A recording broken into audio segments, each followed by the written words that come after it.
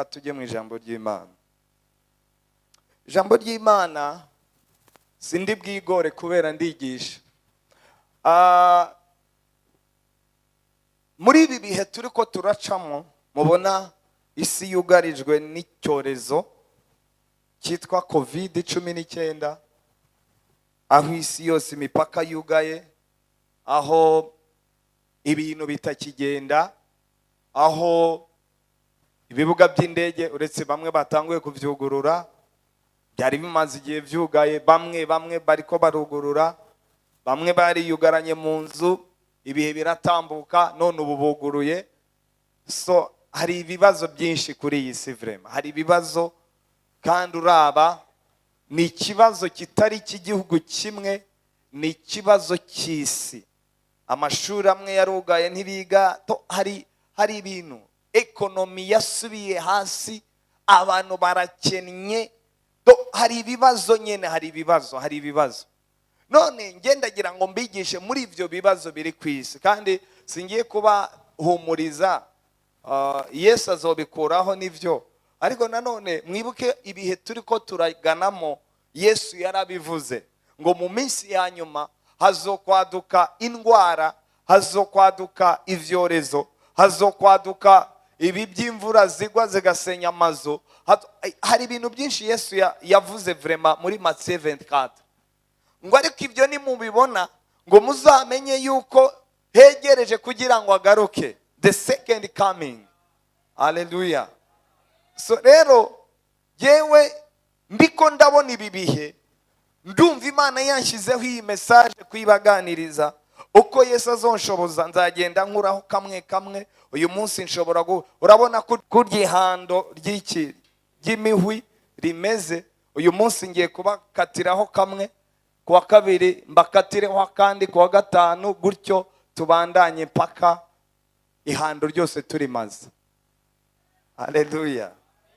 Eko tujye mu byanditswe. Icyo rero numva Imana yanshyize ku mutima twaganira niki? Niki kintu cyitwa kunesha ubugunge bwa Satani muri bino bihe. Kunesha ubugunge, ndigisha. Kunesha ubugunge bwa Satani muri bino bihe. Mbega ibi bihe turimo byugarije isi mu buryo bwose, ekonomi, ubukene n'ibindi bisa nabyo. Jewe nk'umukristo, wowe nk'umukristo wakitwara ute? Aha rero niho nakwiye message ivuga kunesha ubugunge bwa Satani muri ibi bihe. Dusome Abefeso, niho iri jambo riri. Abefeso ibice 6, turahera ku murongo w'10-11. Tujyane munkurikire, ntihagire usamara. Ibisigaye muremesherezwe mu mwami wacu no mu bushobozi bwiwe. 11. No mu bushobozi bwiwe bwinshi. Iri ni ryo jambo nshaka. Mwambara ibigwanishwa byose by'iki? Hari ubwo bavuze nkoho, hari ubwo bavuze karachinikofe, hari ubwo bavuze grenade. Ntago bavuze ibigwanishwa by'umubiri, bavuze ibigwanishwa by'iki? Ngo kugira ngo mushobore gukora iki? Guhagarara mudatsinzwe n'ubugunge. Iryo ni ryo jambo nashakaga. N'ubugunge bwande? Dusubiremo gatatu. N'ubugunge bwande? Subiramo ubugunge bwa wa mugwanizi inshuro 3. Oya muriko harimo interference. Ubugunge bwa wa mugwanizi.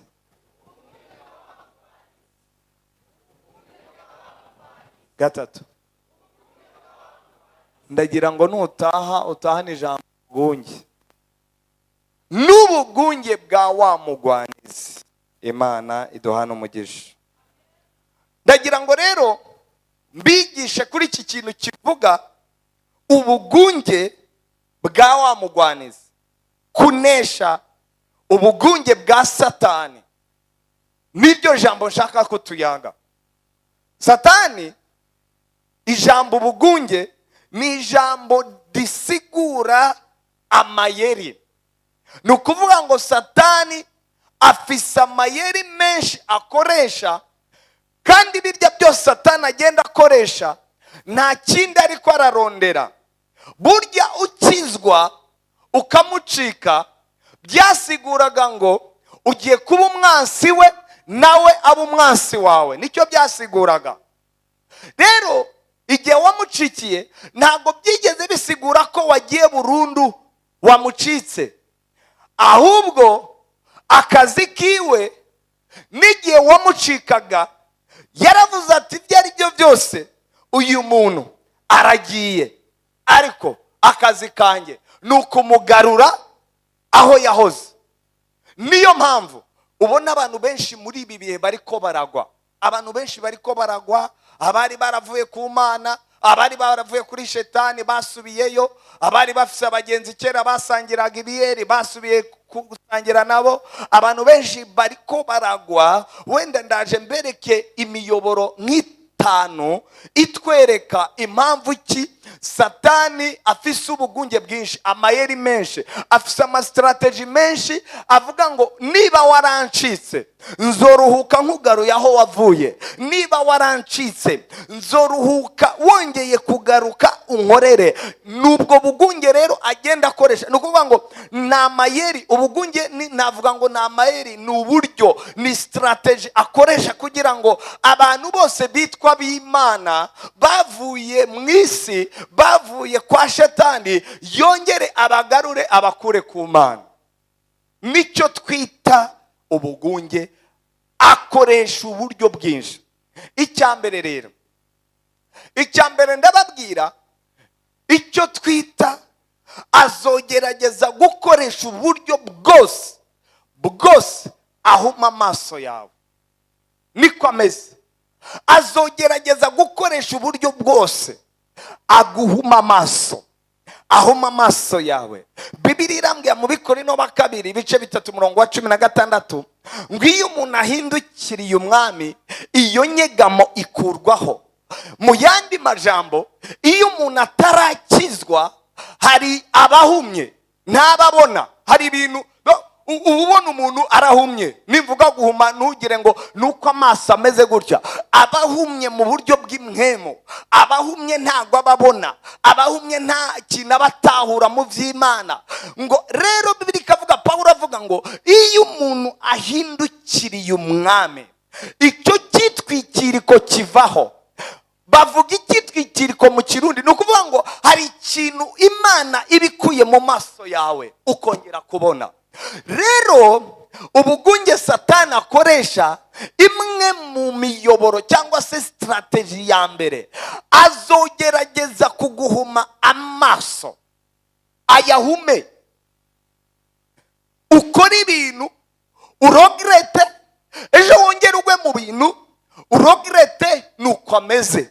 Ejo nari ndiko ndigisha ahantu, hari umuntu yahise aduha intahe. Aho hantu nigishaga aratubwira ngo hari umuntu basenganaga gutyo. Uwo muntu yaririmbaga no muri korari, aririmba kabisa, ari umukozi w'Imana, akorera Imana. Nyuma yaho afata umugore we, afashe umugore we amushyiraho akanigo, araniga. Abana bumva muri saro, bakumva mu cyumba umugabo ariko araniga, mama waramuniga muheza mu mwuka, umumama arapfa. Abana bumva Monjeri, abana bariko barumva aho ngaho. Bagiye kuraba basanga mama wabo, papa wabo yamwishe. Uwo mupapa ngo aririmba muri korari, yishe umugore we. Ariko murumva ukuntu Satani ajya ahuma abana amaso. Erega nubwo wakanga umugore wawe, kunda abana mwabyaranye. Arafata umugore araniga, umugore arapfa. Amaze gupfa, urumva abana barabyumvaga ukuntu mama wabo yashizemo imwemo.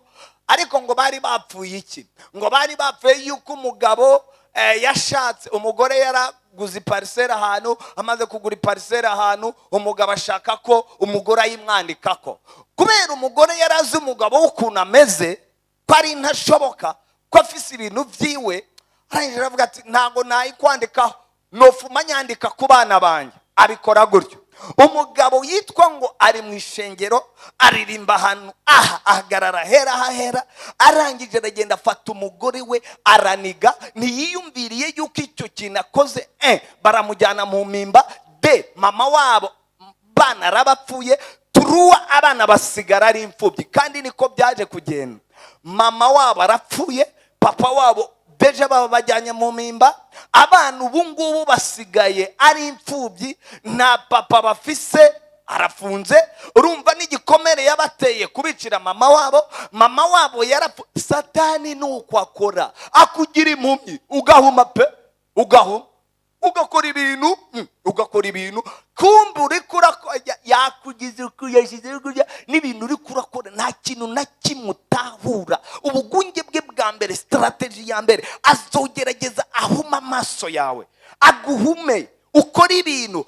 Ikigaragaza rero yuko umwansi Satani umugwanizi afise ayo mayeri menshi, nuko iyo umaze kubikora icyambere usigara uregreta, ibi bintu nabikoreye iki, kubera iki ibi bintu nabikoze. Uribaza uwo mugabo ahantu ari mu mpimba ko atekanye, uribaza uwo mugabo ahantu ari mu mpimba ko atarimo aricuza impamvu abana be basigaye ari imfubyi, bari bafise mama wabo, nta kindi cyamwishe, ari we wamwishe. Uko rero Satani afata abana akabagira impumyi, nicyo kintu kiwe, akakugira impumyi, ugahuma neza ibintu ukabikora uzi ko uri kurakora ibizima, waheza ugatangura kwicuza, ibi bintu ni kubera iki nabikoze, ariko mana ugatangura kwicuza, kumbi yagufashe akugira impumyi. Icyo rero ni ikintu umwansi akoresha cyane. Ndagira ngo nkubwire, Bibiliya iravuga mu Bikorino ba 2:4, ijambo ry'Imana avuga ngo kuko Imana y'iki gihe hari abantu yamaze guhuma imitima. Niyo mpamvu ubona n'abagabo b'abapagani ntashobora gukizwa. Akizwa habaye iki? Atari Imana yamusuye cyangwa ikamucisa nk'ahana akajya kuba mu mpimba, bakamukatira nk'imyaka 20, akavuga ati 20 nzovamo nga narabaye umutama rukukure, avatereka basi nihane, akihana. Kubera aho kwitaba invitation, yabwiwe ubutumwa kenshi, abwirwa n'abantu ku neza, yanga kwemera ineza y'Imana. Ndababwiza ukuri, Imana n'umukozi w'umuhanga, hari igihe igishaka ko dukizwa par invitation, twabyanga tugakizwa par convocation. Iyo umuntu rero yanze gukizwa by invitation, azokizwa by convocation.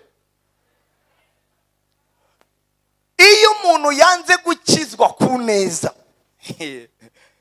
tujye tubabona umuntu baramubwira ibyo bintu by'abakiza fana kizwa nitubazi, turabazi n'abateka mutwe gusa. Abo bakizwa, hari abantu, hari umugabo yaduhaye nahe nyine muri abanyeshuri nigisha ngo yari yari umugabo, ni umugabo muremure, vraiment ni umugabo muremure w'ikibosto, angana gutya, akaba ari na muremure cyane. Yari ko aratwihera nahe yarakijijwe, avuga ati yewe nagendeye mu bintu, nagendeye mu bapfumu, nagendeye mu barozi, nagendanaga imiti nkagenda nshyira hari njyana muhira. Ngo umunsi umwe hari Dimanche, ngo avuye mu bapfumu ahura n'umugore n'abana bagiye gusenga, hari mu gatondo kirite ya Dimanche, bakibona navuga ati uyu mugore n'abana nibo bavuruga bavanga ibi bintu byanjye. Ngo yarababwiye ngumva, yahagaze ababwira mugiye he? Tugiye gusenga. Hehe? Are umugore n'abana. Avuga ati ebana mwiyeranje ngere muhira mwagezeyo. Ubwo baje n'amaguru wari n'umuduga, mwiyeranje nshike muhira mwamaze gushika. Ngo ariyeranda inyuza mu makaritsiye kugira ngo aze gusanga bashitse. Agezeyo koko asanga bashitse. Yari ko aratubwira ukuntu yakijijwe, bari baramubwirije byaranse, bari ngo hari na bene wabo babakizwa, ngo n'umupasiteri umwe ngo wajyaga azi wabo, ngo yambaye ikote ryacuye, ibirato byaheze, ngo akajya muraba, akamwirukana kubita, va mu nzu, murabateka soka, akamusohora n'ibibando mu nzu. Mwabuze iyo mujya guteka imitwe, aha niho batekera imitwe rero. Urumva akajya yirukana abakozi b'Imana muri iyo sanze. Hama umunsi umw'Imana imusanga ari mu muduga, ngo yagiye kureba umugore w'ihabarigiwe, ngo yari afise ahantu ngo yakoteye inzu. Ngo akivayo yicaye mu muduga yumva ijwi hejuru ye. Ijwi nawe ukeneye ijwi? Ukeneye ijwi nawe? Ukeneye ijwi? Okay, sawa, uzoribona. Wanze kuneza ukeneye ngo yumva ijwi yicaye kuri vora gutyo, ngo yumva ikijwi nkaha, ngo riramubwira ngo uvuye mu biki, ngo urashaka kuzopfira muri ibyo uvuyemo. Amaze kumva ivyo ngo yumva uwo munsi yamaze ukwezi kose agenda, ngo kandi ahantu hose yagendaga ngo yumvaga ijwi rimubwira uvuye mu biki, urashaka kuzopfira muri ibyo. Ngo minsi yose muhira umugore ntamenye n'ivyarebe, akabona umugabo yinjiye gutyo,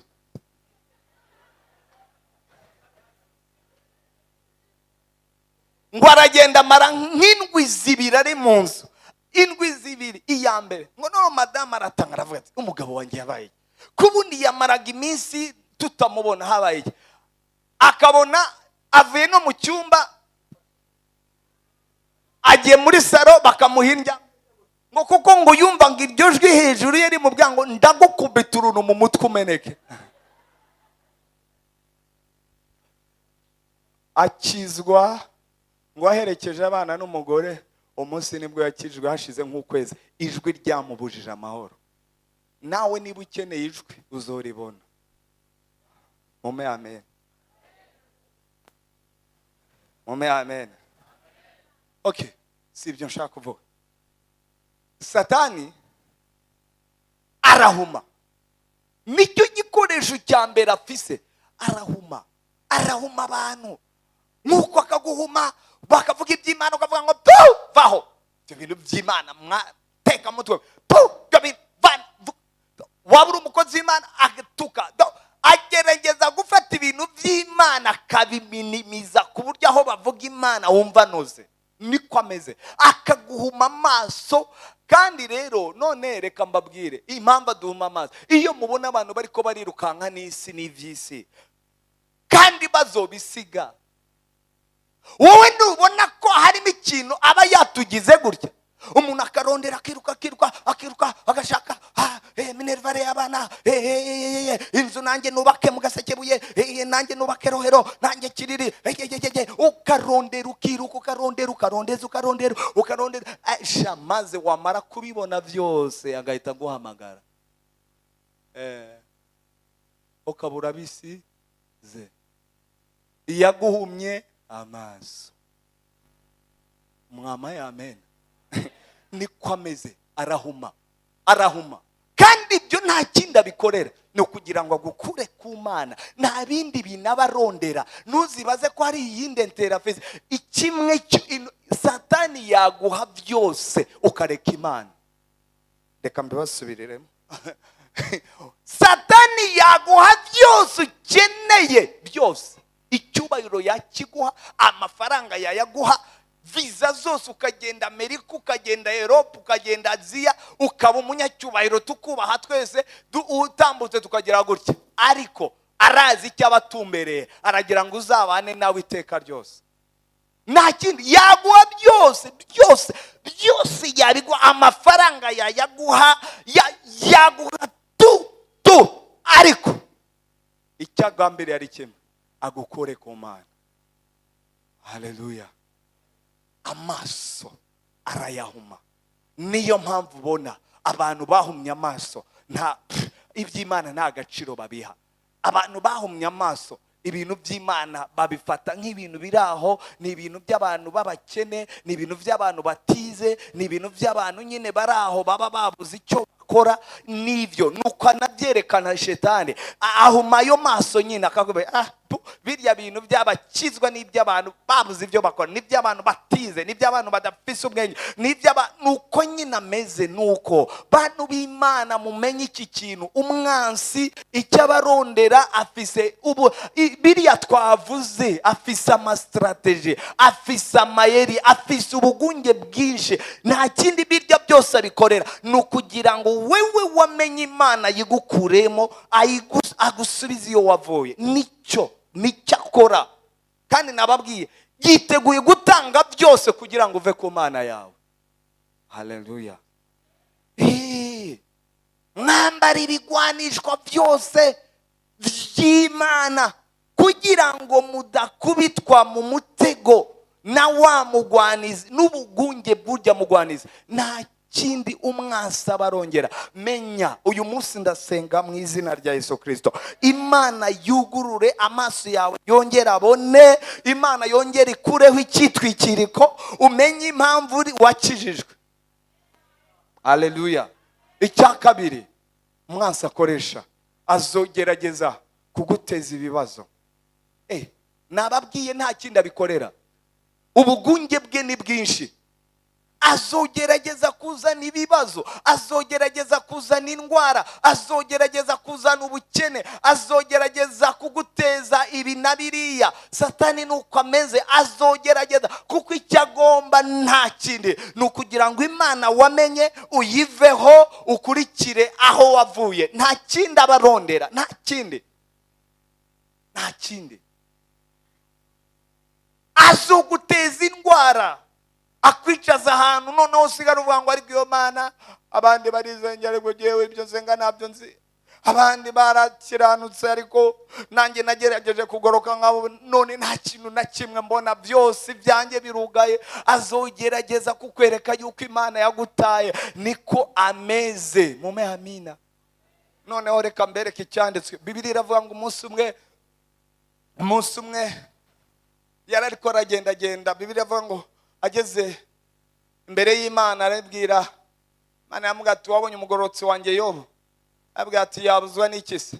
Yabuzwa n'iki ko wamuhaye byose? Wamuhaye abagore, umugore pana abagore, wamuhaye abana, wamuhaye ubutunzi, none niki gituma atakugorokera? Ngaho bimwakurabe. Bibiliya iravuga ngo nuko Imana yamubwira ngo ngaho genda ndamuguhaye, ariko kimwe cyo nkwimye n'ubugingo bwe ntabwo uzokoraho, ibindi bikore ukora ku butunzi bwe. Satani araza abigenza uko. Ni nayo mpamvu mbabwira ko Satani ajya duteza indwara, ajya duteza ibibazo, ubukene n'ibindi bisa nabyo.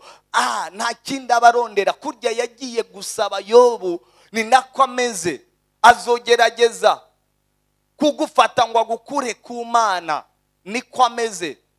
Arangije amaze gusaba Yobu, icyakurikiye murazi uko byagenje. Araza umunsi umwe Yobu arabyuka asanga ni intama, ni impene, ni amafarashi, ibintu byose Satani yarabifasha kubita hasi. Uhereye ku bana be bose yarafise, nta kintu na kimwe Yobu yasigaranye uretse umugore we.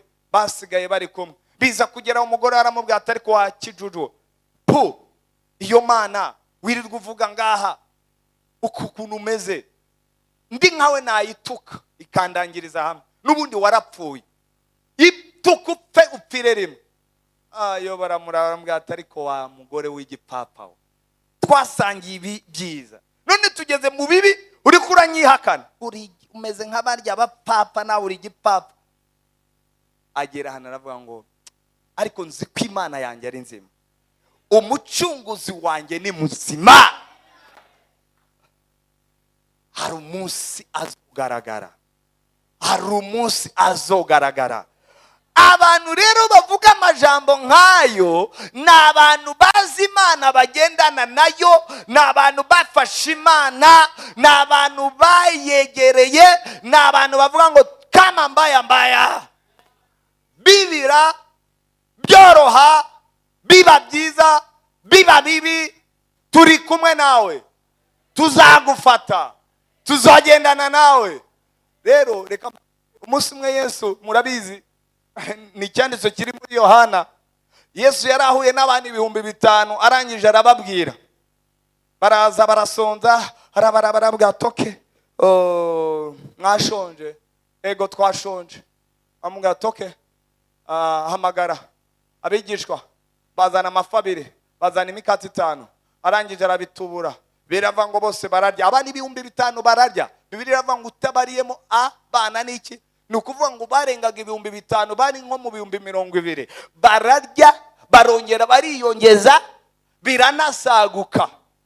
Baravuga ati ye baba we, mbega twahuye n'umugabo atubura imikati, atubura amafi, muri kumwe ntiwasonza.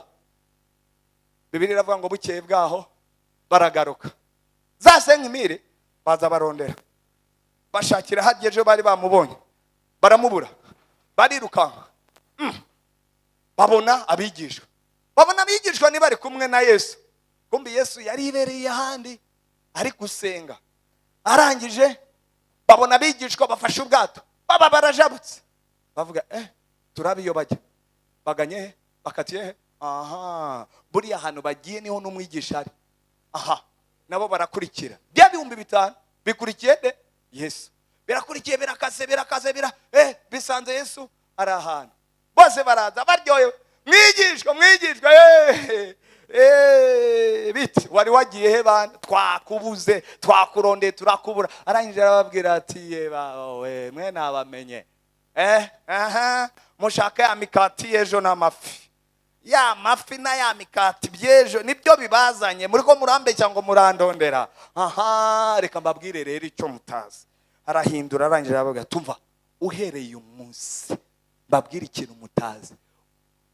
Umuntu atarya umubiri wanjye ngo anywe amaraso yiwanjye, uwo mu yandi majambo, umuntu adafitanye covenant na jewe, umuntu adafitanye isezerano nanjye, umuntu atanywanye nanjye, arangije ababwira tumva, nta bugingo buhoraho azoronka. Baramuraba bati mbega ikigabo gitangiye kuduvuga ngo tukirye. Jewe aho nagende sindabona umuntu arya uyundi, jewe nagende sindabona umuntu anywa amaraso y'uwundi. Mbega uyu mugabo ngo tumuryera. Kumbi ntago bumvaga icyo we ariko arababwira. Bibiliya iravuga ngo umwe wese arangije afata inzira ye, undi aragenda. Bya 5,000 byose biba bikoze iki, biragiye. Asigarana n'abigishwa bandi tuzi rabara. Namwe se namwe ngani mubakurikira mugende. Baramuraba bati tugende tujyane, ukura twiruka tujyane. Ye Petero murazi ko yamagaye yidumbukiza ibintu byose. Arangije aramubwira ati mwigishe umva, tugende twakuvaho tukajya kurinda. Ariko ninde wundi twajyaho? Twakuvaho tukajya he? Kwisi twayibonye twavuye zo tuzazi iyo tuva. Niyo mpamvu mbabwira, niki cyatumye ukizwa? Nukugira ngo uzoronke umugabo, nukugira ngo uzoronke umugore, nukugira ngo uzotunge. Ni nayo mpamvu inyigisho z'iki gihe muzikunda kubera ko zibabwira gutunga. Zibabwira isi mukanayikumbura kandi ariyo mutuyemo. Mume amini hageje. Inyigisho z'iki gihe zirabakundisha isi vraiment, namwe muzi ko ariyo muzo iyaba cyokora. Iyoba iyi si tutari kuzoyivamo, nanjye nahindura message nkakundisha abantu isi. Mume amini hageje. Nahita nanjye mbabwira ni muze twigire Canada. Kuko nanjye message nayihindura nkava kubyo kujya mu ijuru, kuko tuzibera mu isi. Ariko mushima Imana abana ba IRC vraiment babakundisha Yesu. Babakundisha Yesu, babaha ubutumwa buzima butavangiye bujyana mu ijuru. Mushatse mwakomera Imana amashyi. Umva rero ukuntu Yesu yavuze. Anjye arababwira toke. Petero aramubwira ati nukuri two kuvaho tukajya kurinde. Erega twarahavuye turahazi. Abasubirayo nuko batahahazi cyangwa ntibanahazi neza, mubareke basubireyo. Twe twavuyeyo turahazi, none tukuveho dusubireyo. Ivyo ntibikabeho mwami wanjye. ni wewe ufise amajambo y'ubugingo, ni wowe tuzofatana nawe, ni wowe ntago twakujeho twebwe twaranahevye. Uribuka ko wampamagaye unsanze ku nyanja ya Genezareti, siga amafi ndagukurikira, uwo munsi narobye menshi, rero sinasubira mu mafi, narayasize nyabona, nahisemo wowe nzokugwako mbikurahirira unabona. Petero arabimubwira. Yesu yabikije ijambo rimwe aravuga ngo umva, ni jyewe wabahamagaye, simwe mwamamagaye. Umva, niyo mpamvu impamvu yo gukizwa kwawe iri mu bintu bidetermina ko uzobibandanya ubirimo cyangwa uzonabivamo. Niba warakijwe ushaka kuzatunga, uzobivamo nubura ubutunzi. Niba warakijwe ushaka kuzagira abagore, uzobivamo nubura uwo wagombaga.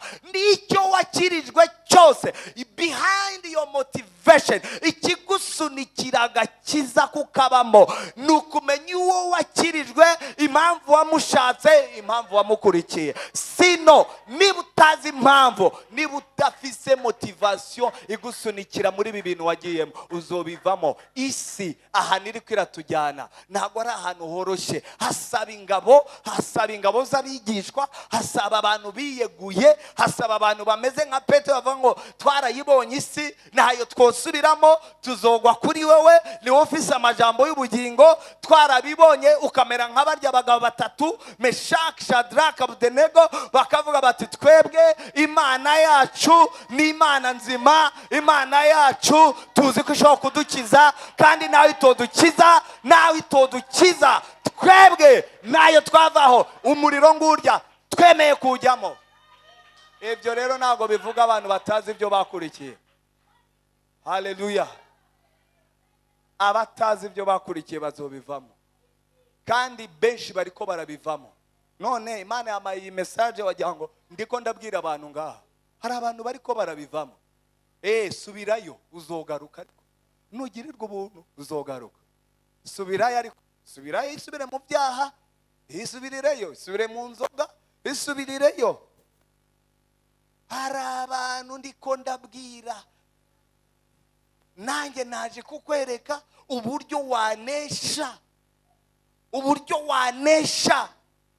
uburyo wahagarara, uburyo wanesha ubugunge bwose bwa Satani, ntihagire na kimwe kigukubita hasi. Haleluya. Mume amini hagije, mume amini hagije, mume amini hagije. Genda ko ndasoza message yanjye. Icyanyuma Satani afatiraho, nababwiye ibibazo, ingorane, situation. Cya gatatu nsoza, Satani azogutera mu vyiyumviro, azogutera confusion. Nta handi yafatira mu ma confusion abantu bafise. Haleluya. Mume amina. Matayo ibice 16, Yesu yari kumwe n'abigishwa, arangije arababaza atariko abantu bavuga ko ndinde. Bamwe bavuga ngo twebwe tumva bavuga ngo Eliya, abandi umuvugishwa, abandi umuhanuzi, abandi Yohana umubatizi.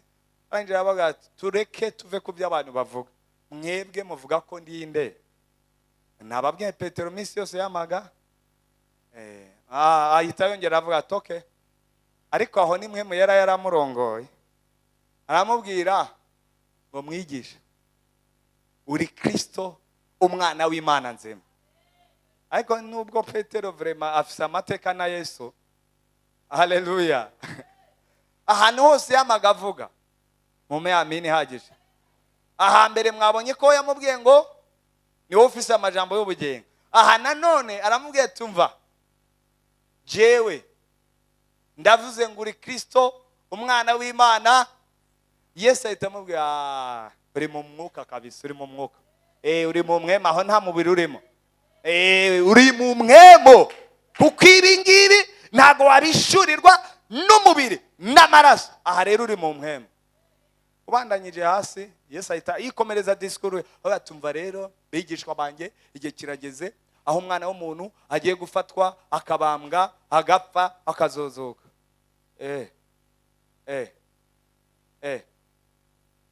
Diaki ngo hano yaramwegera. Ubwo Yesu arimo aravuga ati umwana w'umuntu hazopfa, namara gupfa hazohambwa, hazuke ku munsi wa gatatu, ibi bigiye gusohora. Petero aramwegera mubwira ibyo uri kuravuga byo gupfa n'ibiki? Ntuzanye ibyo gupfa gute? No gupfa birimo atangira kumwongore. Umva, oya nibikunda kwapfa. Umva rero wa muntu Mpwemu Yera yaravugiyemo ahise aterwa nande, arangije akumva uyu ikiyumviro cya Petero kiriko kiramworohereza akazi. Akaba namwe gupfa nibirimo, birya bintu bivemo, ibintu byo gupfa bireke. Maze Yesu nawe akakuba yabanda mbivemo mwizina rya Yesu, mve nyuma. Aba afashe akiyumviro aravuga ati Yesu mwe mve nyuma Satani, mve nyuma tu. Uwo ni wa wundi Mpwemu Yera yararimo. Umva nshuti yanjye, Satani niba yaranyuze muri Petero ashaka kubuza umugambi w'Imana kuri Yesu, wewe nanjye gute? Satani niba yarateye Yesu avuye mu minsi 40, Satani nta handi ajya anyura mu kindi kintu akoresha ivyiyumviro. Mbaye nta yambayo Vendredi naye nicaye harya inyuma kuri harya nyine kuri irya konteri turiko turasenga ngaha. Satani araganiriza, kandi n'uwo munsi naye nateguye iyi message. Aranganiriza ansanga harya inyuma nicaye, arambwira hari ukuntu umuntu aza mbere yuko asenga akabanza nyine agatekana kugira ngo aze gusenga afate karitime neza. Ndicara harya inyuma ndaceceka, abandi bariko barasenga. Numva araje arambwira ngore mu mwaka. Nkumva nanjye muri ngiye ikintu kimwe ndi mu mwaka. Ngo none si wo mwaka wakoreye iki? Nawukoreye kugira ngo tuzogure kino kibanza, Imana ice inzira hitanga amafaranga tugure hano hantu haba hacu, tuve mu bukode, twubaka inzu y'Imana nayo igire stability. Gwese kwa amezi 6 aheze mukaba mufise miliyoni 10 n'ibihumbi 700 ntibabibahaye Dimanche? Ntibarabizi. Urumva ndiko ndamwemerera uko ariko aravuga, nanjye ndaganira. Ubwo rero amezi 6 zijya miliyoni zose zoba zobenetse ku mutima. Ngahigire ubwo mugeze mu mezi 6 ngure mu mwaka na miliyoni 15 murabona. Ubwo se ngo murazenga. Ubwo ibyo bintu nubona ko wihenze atangura kumbwira, nanjye nkumva uko ari byo ariho. Ubwo nubona ko wihenze ibyo bintu wagiyemo, ariko urabona atari siyanse vure murimo, urabona bizocamo, urabona muzohagura, urabona atangura kunganiriza. Rero aranganiriza, uko anganiriza nanjye nkumva ndiko ndagenda ncika intege. Arambwira ati urumva rero ibyo bintu wihaye, urumva ntago bizokunda birya bintu, ntago umwaka uzohera mwaguze. Atangura kunca intege vrema. Numva no gusenga biranze, numva aho uko agoma ambwira nkavuga, nkumva ijwi rimbwira ngo nibyo ariko aravuga. Urumva ndiko ndemeranya nawe, nibyo. Ashize umwanya nka 10 minutes, numva irindi rije rifise imbaraga. Uwo ni Mpwemu Yera. Ati kweri wamwemereye arakwafermisa, nukuntu ujye ubwira abandi ngo arabafermisa. Ubwo rero nawe yakwafermishije bya vrai wemeye.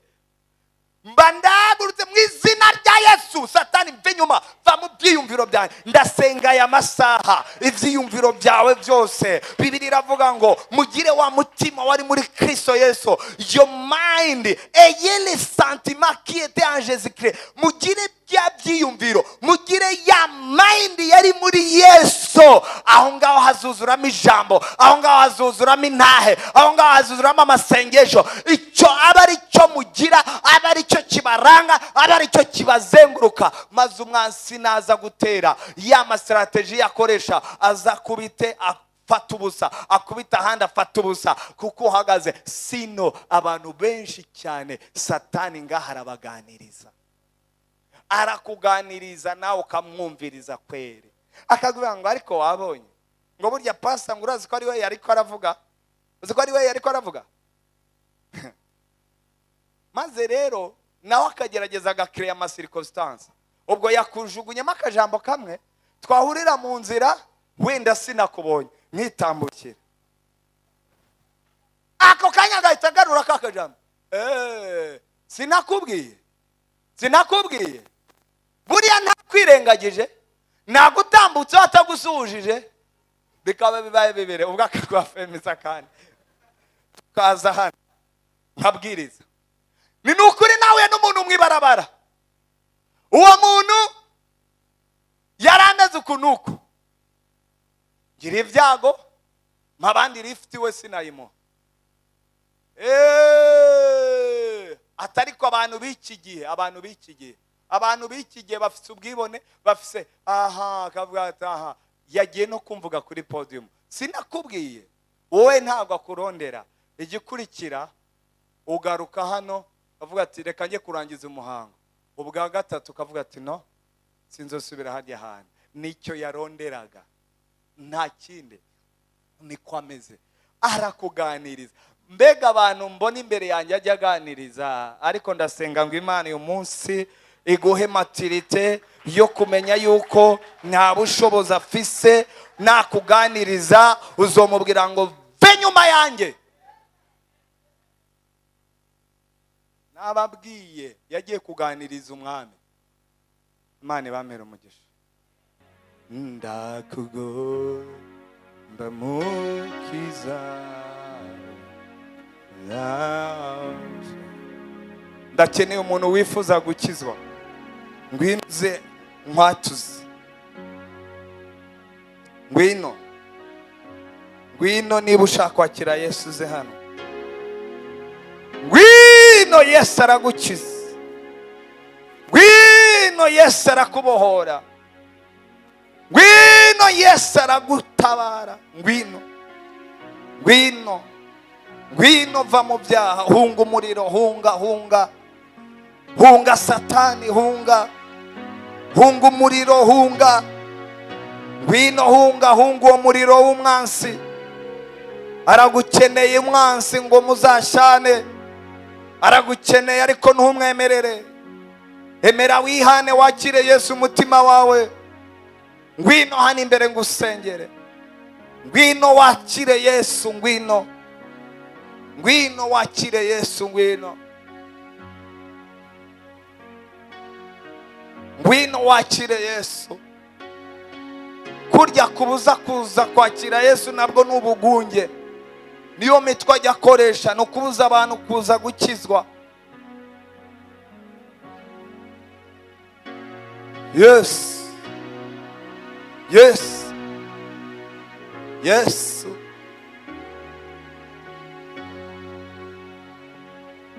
ngwino Yesu aragukiza, ngwino Yesu arakubohora. Shatarababos, nta muntu agomba kwihana ngo aze hano, nta muntu agomba kwakira Yesu. Niba uri hano uzi, ngwino tera intambuko, ngwino karibu, ngwino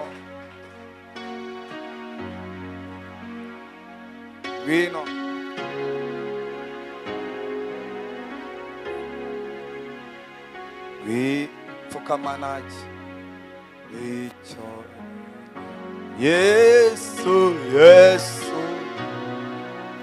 arugoma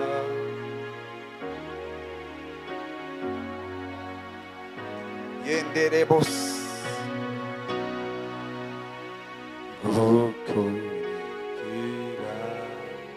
nta wundi agomba gukizwa ngo aze hano imbere ahunga umuriro, ahunga Satani, hunga uwo muriro. Yesu aragukeneye, Yesu aragukeneye. Yesu aragukeneye. Yesu aragukeneye. Niba ushaka kwakira Yesu, niba ushaka kwakira Yesu aragukeneye. Niba ushaka kwakira, karibu, karibu nawe, karibu nawe. Nawe uri hano, niba utarakizwa uze tugusengere. Gukizwa si iby'abana, gukizwa si iby'abakuze, gukizwa si iby'abatama, gukizwa ni iby'umuntu uwo ari we wese akeneye Yesu mu mutima we. Niba uri hano, duze ikiganza cyawe uze tugufashe. Ntutahane ibyaha, ahunga umuriro. Yesu aragukeneye, aragukeneye, aragukeneye. Reka dusengere aba nibo babonetse. Abandi mumfashe gusubiramo amajambo ngiye kubabwira. Muraba mwakiriye Yesu, musubiremo muti: Mwami Yesu, uyu munsi menye ko ndi umunyabyaha, ndakwakiriye mu mutima wanjye. Unkure mu gitabo cyo kurimbuka, mushyire mu gitabo cy'ubugingo. Uyu munsi ndakwihaye wese, aba ari wewe urongora ubuzima bwanjye. Ndakwakiriye, misemo kugukurikira kuva ubu gushika iteka ryose, mu izina rya Yesu. Amen, amen.